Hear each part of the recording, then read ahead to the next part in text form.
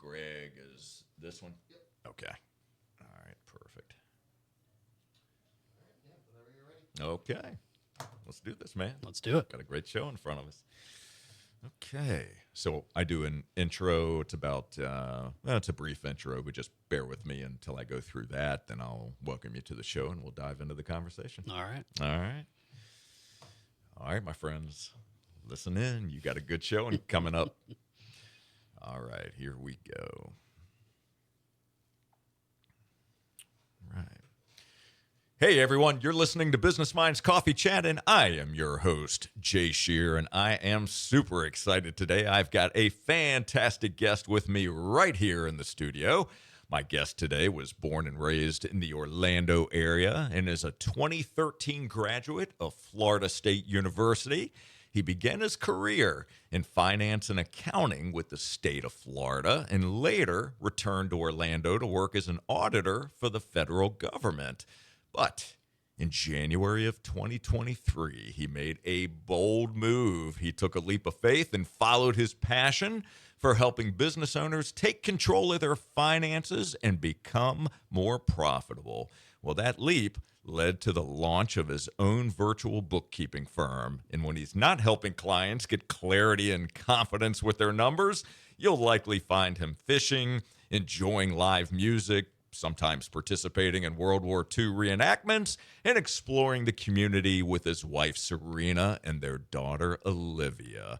Please welcome the owner of Matanzas Bookkeeping, Greg Abramowitz. Greg, it is so great to see you. Thank you so much for being here today. Thank you for having me, Jay. I appreciate the offer. It is my pleasure, and I really am excited about today's conversation. So let's dive right in because I know there's a lot to get to when it comes to exploring you and your own story. Let's do it.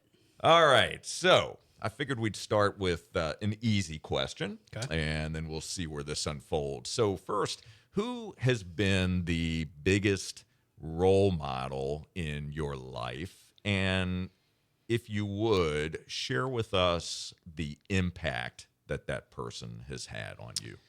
It's tough. I've had a lot of good role models in my life. I would say, funny enough, it was one of my previous bosses. So when I worked at Firehouse Subs right out of college, I had a boss who really was kind of a father figure. I was away from home.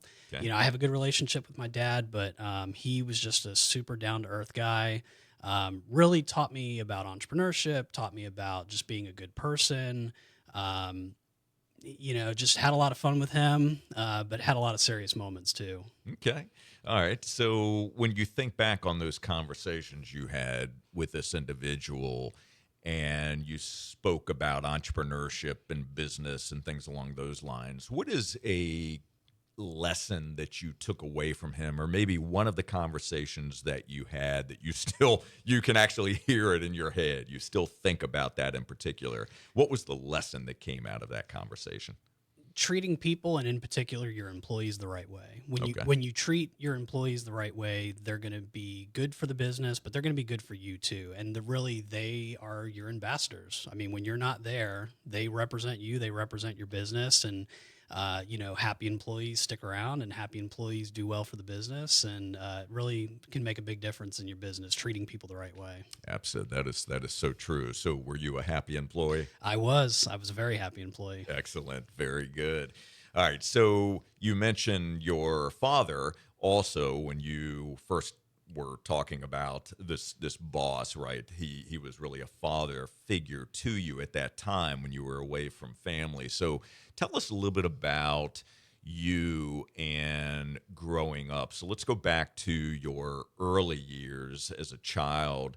You were born and raised in Orlando, as I had mentioned at the intro. So tell us a little bit about family life for you. What was it like? I've got my mom and my dad. I've got a brother. Grew up playing baseball. That was big in our family. Mom was a Yankees fan. Dad was a Mets fan. So we had a little bit of that New York rivalry there. But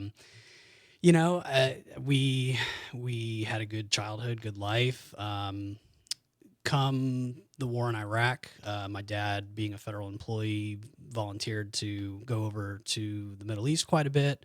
Which put a little bit of strain, but you know, we made do, and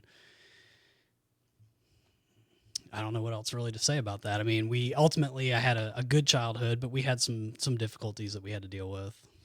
So when your father went over to Iraq, how old were you at this point during this war? So he went over pretty shortly after the first wave in 2003. So I would have been 11 at the time, and Okay. he made multiple trips over there over the years. So pretty much through my teenage years. Okay. So tell me how that time impacted you personally. So you're 11, 12 years old at this point. Dad's going over to Iraq. I would think that dad's probably gone for periods of time. So what impact did that have on you personally? And then you mentioned that you have a brother as well. Is that a younger brother, older brother? Younger brother. Younger brother. Yeah. So describe that to me. Yeah, so he'd be gone anywhere from 3 to 9 or 12 months at a time, depending on the deployment. Mm-hmm. So it's tough. It's tough not having a parent, but having a father in the picture for that amount of time. And we'd get to talk to him occasionally. I mean, obviously over email, but we'd get phone calls here and there. But, being the older brother, being the man of the house, having to step up and really help out around the house. And I don't know if I should say this on the radio, but I started work when I was 13. So, started having to take on some responsibility at an early age. Mm-hmm. And, it caused me to really have to grow up and deal with things that most 12, 13-year-olds probably don't. So it was a tough but an interesting time in my life. So tell me about your mother and what was going on for your mother at this stage in life as well. So, here you are, you're an 11, 12-year-old, you're stepping up, you're taking on bigger responsibilities, right? You are helping to lead the household. So how was your relationship with your mom, and how was that dynamic with dad being away sometimes for 3 to 9 months? It's tough. It puts a lot of strain on the family. My mom and I, we've had a tough relationship at times, and obviously she's dealing with having a spouse out of the house. Ultimately they did separate and divorce. So it was tough. It was tough on both of us. We had a lot of growing pains of, I'm in that age where I'm finding my independence and learning how to be a man and learning how to be an adult. And, my brother's got some health issues. So between her dealing with that and dealing with my dad being gone and, just trying to raise two boys on her own, it was tough at times. Sure. So as you think back over some of those years, what would you say was one of the most valuable lessons that you learned from your mother? That's a good question. I would say trying to understand where people are, trying to see the good in people, not always assuming the worst in situations and in people, but trying to be an understanding person. Mm-hmm. Okay. So you saw that firsthand with your mother. Yeah, I mean, and that was a big lesson that she tried to impart on my brother and I, just in general. Yeah. Being that we were dealing with some tough times, it's easy to get down on things and the world's against you and people are against you, and trying to just to understand that it's not, the world's not against you. Tough times are just tough times. That's just what they are. Sure. And they'll pass. Sure. But understanding that people inherently want to be good people and seeing that good side of them. That's such a big lesson. It truly is. So when your parents separated and ultimately divorced, you're at this point around 13. It was about that time, somewhere around that age. And did you end up living with your mother? Did you live with your father? Were you splitting time? What was that situation like for you? So we lived with mom. Okay. Fortunately, the divorce was fairly amicable between the two of them. And so dad lived about a half hour from us. So we got to see him quite a bit. we did live with mom, but like I said, we saw dad. I mean, even to this day, we still see both parents at the holidays together. They still talk with each other. So we lived with mom, but we saw dad quite a bit. Got it. Okay. What has been for you one of the hardest things that you personally have had to overcome? Oh man, there's a lot. I mean, freshest on the top of my mind right now is what I'm going through with work.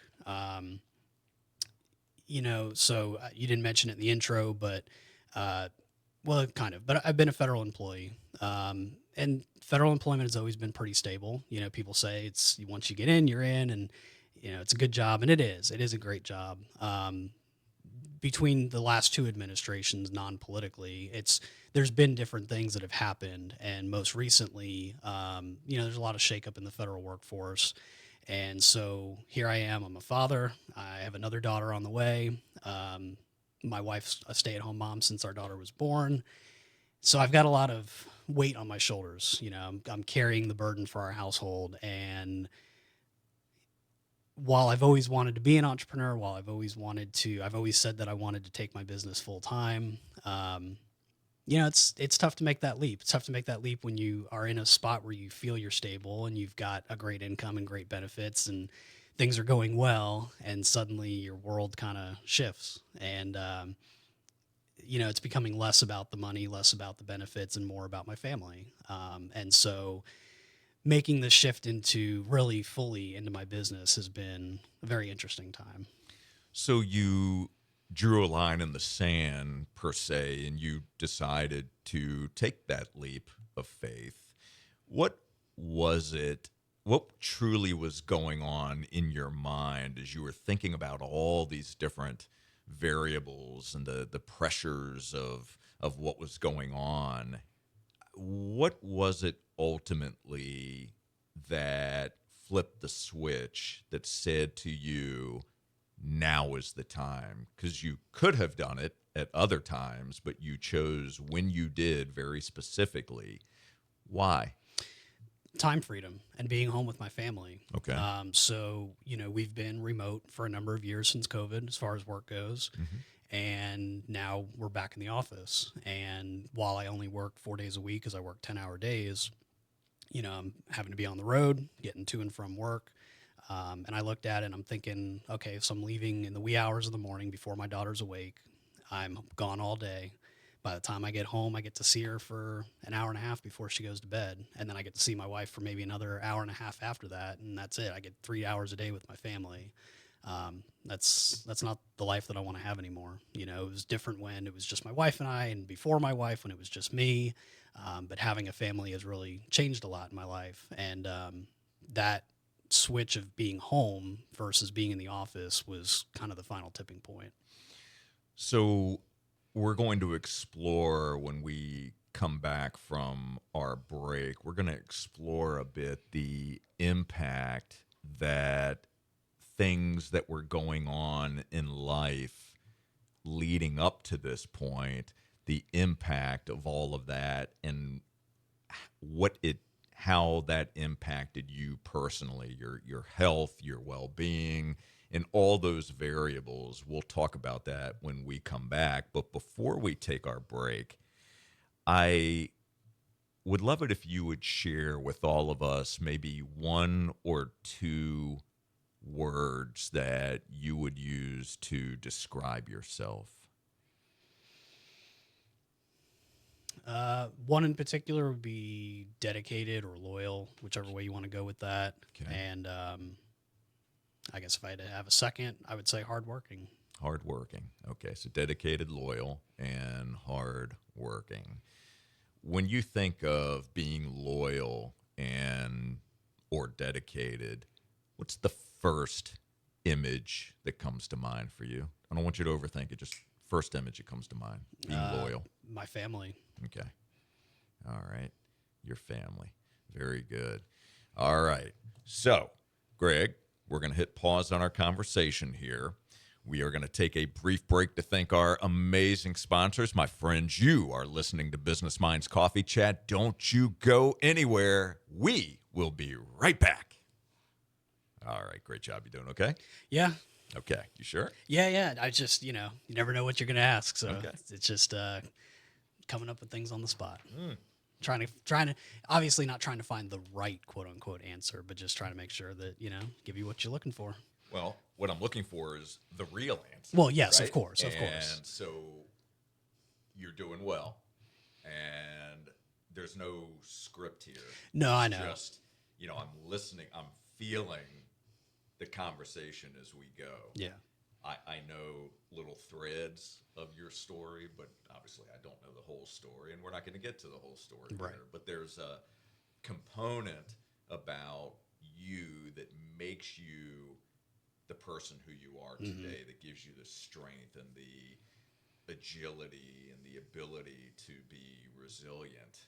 And the two words that you use to describe yourself as an example, even that, we could explore that a little further and try to discover where that's coming from, why you chose those two words. And so when it comes to getting to know somebody and truly understanding the depth of who that person is, we do that through questions and storytelling and so forth. And there's a lot there, man. Yeah. There's a lot there. Yeah. So, all right. Get myself grounded here. So, okay. Okay, cool. All right, Mark, we all set? Okay, cool. Let me just grab one more sip of water here. Okay, here we go.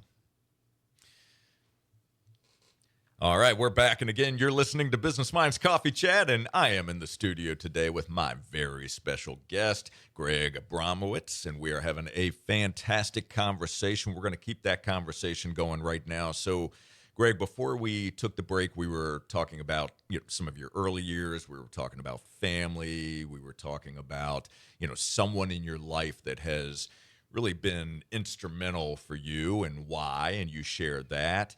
And we also talked about very briefly when you made the decision to take a leap of faith to start your own business. It was a bold move, clearly.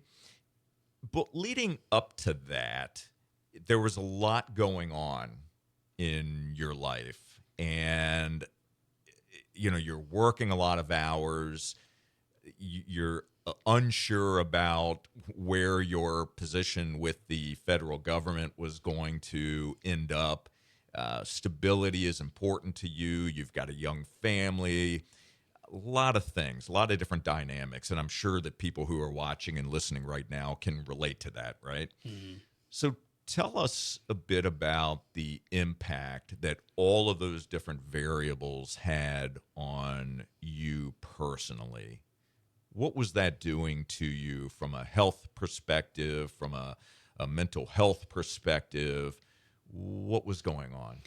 Yeah. So, in short, I was working full-time, working part-time, running a business, having a young family.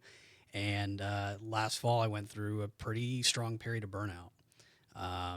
It just got to a point where it was just too much. I was working a ton of hours, because obviously I'm working full-time. I'm having to do the other things outside of those hours, working into the hours of the night, working on the weekends. And it became pretty overwhelming. That shifted into what's been going on since the new administration took office, and ultimately ended up with pretty severe anxiety and stress. So when you recognized it, well, let me back up 1 second. Sure. Instead of saying when you recognized it, what were the signs, the symptoms? What were some of the things that you were experiencing? I get the fact, lots of hours, a lot of pressure and so forth, but what specifically were you experiencing where you said, this is more than just feeling like I'm tired from working a lot of hours and having pressure, right? Mm-hmm. What were the red flags for you? So for the burnout, because that was what I experienced initially, Okay. a lot of irritability, a lot of going back to that, seeing the negative in situations and in people, just tiredness too. But also ultimately, it came to a point where I just kind of got to the point where I didn't want to do anything. I didn't want to work. I didn't want to run my business. Just hard to be motivated throughout the day. That was one of the first signs of the burnout. And then from there, it just got to a point where it was like, something's got to change. I'm not happy. I'm not functioning the way that I need to as a dad, as a business owner, as an employee, as a person. So that was the burnout side of it. Okay, so then let's pull the timeline forward just a bit here. So you're experiencing this burnout that then leads to bouts of depression. You were dealing with anxiety as well. Mhm. So what were you doing for yourself as you were navigating these challenging waters? So what tools were you using? What did you do to work through that? And tell me how your wife plays a role in your process of navigating these waters. Yeah, so between the burnout and the real heavy part of the anxiety, gave up the part-time job. That was the first thing I needed to do, was just get rid of some hours, get rid of some of the stress. Um, Fortunately, it also timed out with the holidays. In my industry, things start to slow down as we get ready to go into tax season, which picks up quite a bit. So really, just kind of taking a step back, taking off some of the responsibility. Getting into January, when the anxiety really started. Um, I mean, it got to a point where I wasn't sleeping. I wasn't really eating or taking care of myself. So I sought professional help. I sought a counselor, a therapist, started doing that, using the techniques that they gave me. One thing in particular that I found was really helpful was EMDR, which Yeah. is rapid eye movement therapy that they utilize. And that's been really instrumental, is getting that help and not trying to do it myself. And as far as my wife, I mean, she's my rock. She, through all the trials and tribulations, she's always the one saying, "We'll find a way to make it work. Everything's going to be okay. You've got this. You've got the skills. You've got the knowledge. People love working with you," as far as my clients go, and just really being that point of positivity and point of strength in all the turmoil. Beautiful. So, speaking of therapy, and I am a huge proponent of therapy. I know many of you have heard me say that before, but it is important to know that there's always help out there, qualified help. And if you or anyone that you know is having a difficult time and dealing with anxiety, depression, any of those things, you do not have to go it alone. And Greg, for you, so you sought therapy. Therapy obviously was very beneficial for you. There was a particular type of therapy that you were able to work with. There's lots of different protocols that are available, and not every particular therapy works for every person, right? Mm-hmm. But there's lots of different types of therapy that are available.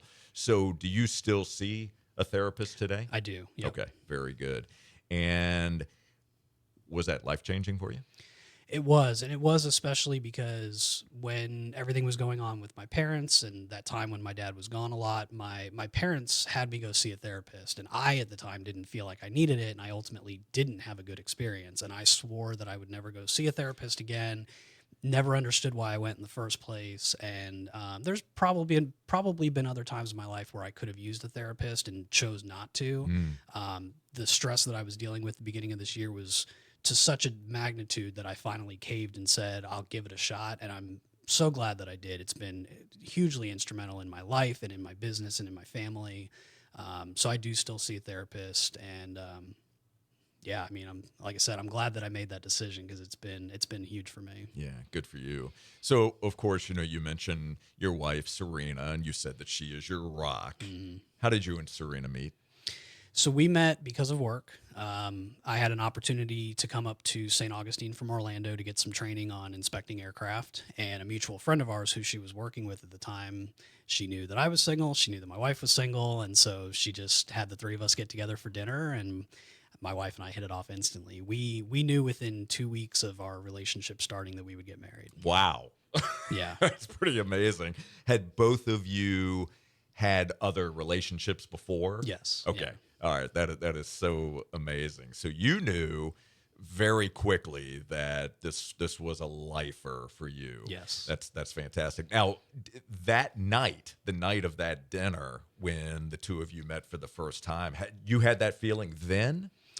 Or it took another, maybe a few meetings and conversations. Yeah, and so I mean, forth. I knew obviously that I was interested, and Yeah. her the same. And then we started to talk. And while I was up here, we saw each other a couple more times. Started dating long distance. Well, long distance, Orlando to Palm Coast. But within a few conversations, we knew. Like I said, within 2 weeks, we knew. Yeah, that's fantastic. I love that. So, if you had a magic wand and could change one thing about the city of Palm Coast, could be anything. What is one thing that you would change? Less complaining. I mean, Less I'm complaining. glad that people are adamant about their positions. I'm glad that people have strong positions and they feel a certain way. But there is a lot of complaining in this community, and I don't think that it's as bad here as people make it out to be. Wow, that's a good one. Okay, well, hopefully you'll find that magic wand, because I'd love to see that happen. Very good. So the quality of our questions often determines the quality of our lives. I know you know that because you ask good questions of your clients, good financial questions. So, what is one or two deep questions that you are asking yourself about? Could be about life, could be about business, could be about our community, anything, but one or two big questions, those ones that you really ruminate and contemplate on.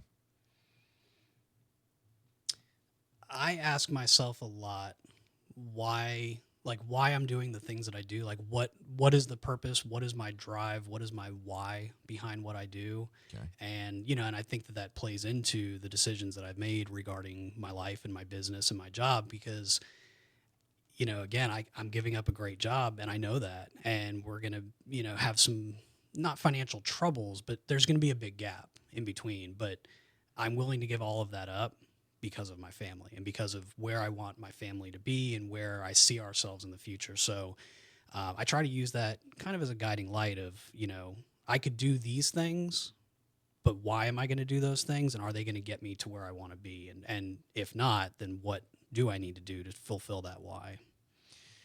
That's a deep question to contemplate on. I love that. Thank you for sharing that. So, Greg, as we are wrapping up our conversation here today, I would love it if you would give all of us, everyone that's listening to your voice right now, that's watching you right now on YouTube, and including me, if you would give all of us a challenge. What is something that you would challenge us to do starting immediately? Really get clear on your purpose. Really get clear. I mean, again, it goes back to that question. Why are you doing the things that you do? What's important to you? Are the things that you're doing furthering your goal of getting to that point? Very good. That's a great challenge. Greg, I want to thank you so very much for joining me today on Business Minds Coffee Chat. I really have enjoyed this conversation and getting to know you a bit more deeply. You have such a great heart, and I really enjoy our conversations and seeing the way that you show up in this community. You are definitely a fantastic leader, very insightful, and I just want you to know how grateful I am for you. So thank you. Thank you, Jay. I appreciate the kind words and I appreciate the opportunity to be here. Absolutely. It is my pleasure. And for all of you, thank you so very much for tuning into Business Minds Coffee Chat. We will be back next Saturday morning at 8:30. And until then, my friends, keep learning and growing and keep doing the work to reach your potential. Take care, everyone.